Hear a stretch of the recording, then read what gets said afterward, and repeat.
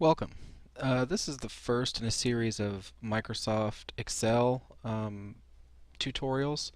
This one is basically an introduction to Excel and maybe a few basic tips. The first thing you'll notice in Excel is it's laid out in columns and rows. Okay, the columns are alphabetic and it goes all the way across. And it'll continue way past Z, but we'll get into that later. And the rows are numeric. Okay? The easy way to remember is that a column, for example, on a building, stands up. A row, like in a movie theater, as you're looking across it, is horizontal. Okay? One of the things that people tend to have trouble with in Microsoft Excel, at least in my experience in teaching, is understanding the coordinates. For example, this is E9 and H4 and I13. And an easy way to know where you are is to look over here in this cell. But one of the things that I try to explain to people is that these coordinates aren't really as complicated as you make it. If you've ever played the game Battleship, it's laid out similar to what a spreadsheet is. For example, you have your cruiser here and you say H1. Well, that's column H, row 1. H2, H3. This is C5, D5, E5, F5, and G5. So it really is that simple. The other thing is that Excel is useful for a variety of things. One, you can do your payroll, you can keep track of scores, you can keep track of things, but I even use it as a simple database. A lot of people hate that. Databases are so much faster. Why would you use a spreadsheet? I just really like the interface. It just works really easy for me.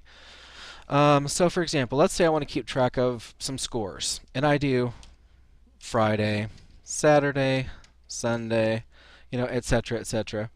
One of the cool things here is, if I format these, say bold and center, and I want this to continue across, and I can see this little box that appeared down here, I can click that and grab it over, and you see how it says Monday, Tuesday, Wednesday, Thursday.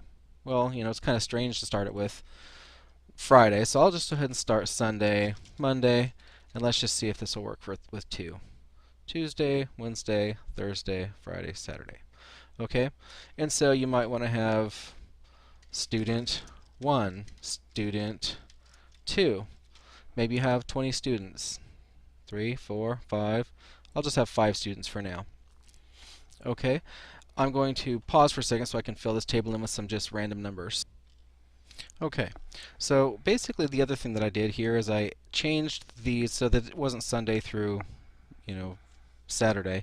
I changed it to test 1, test 2, and then I just copied across. Then I added some just sample data in here. Now, one of the cool things here is, let's say I want to do a total over here.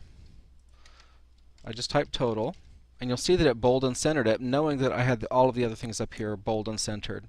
Now I want to do this plus this plus this plus this plus this, obviously. So one way to do this is I can type equal sum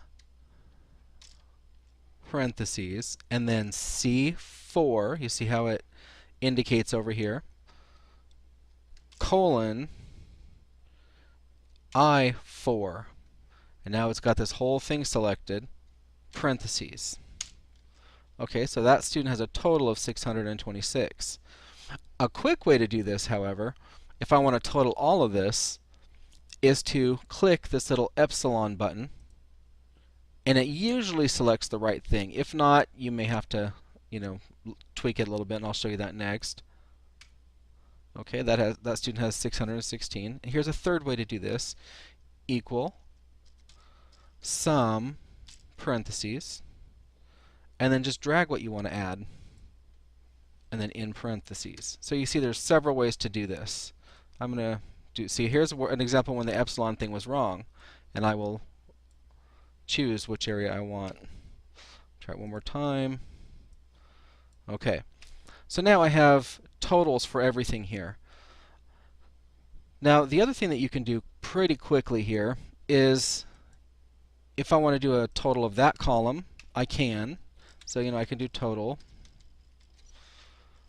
I can do a total of that column, and I can even drag this over, using what I did before. Click that little box and drag across, and now I have a total for each student for each test. Okay. Now, the next thing is if I wanted something else like average grade. There are different types of averages. Here, we're just going to work with the word average. So I'm going to do equal average and then select all of the scores. Okay. Now, if I just do a copy and a paste, you'll see if you look at the formula right here, C4, and then I copied it, but now it says D4. That's because it automatically knew that I jumped to the next column. And if I click here and paste again, paste, paste, paste, and paste, you can, in fact, I can paste again. And what it does now is it gives me my average for every one of those columns. All right, so my average score for test 1 was 87. If I want to find out what my high score was, now obviously you can look at it if there's only 5 students, but let's say you have 30 students in 6 classes. I can do max, and I can do equal max. So my high score, that one was 99. Okay. Minimum, so if I want to find my lowest score, I could just do equal min. Okay, so 75. Okay, so basically now I have my average score, my maximum score, and my minimum score. So that's a good start. It gives you an idea of some of the functions that you can do. You know, there are lots of other things you can do, and I'm going to continue with other tutorials. Enjoy.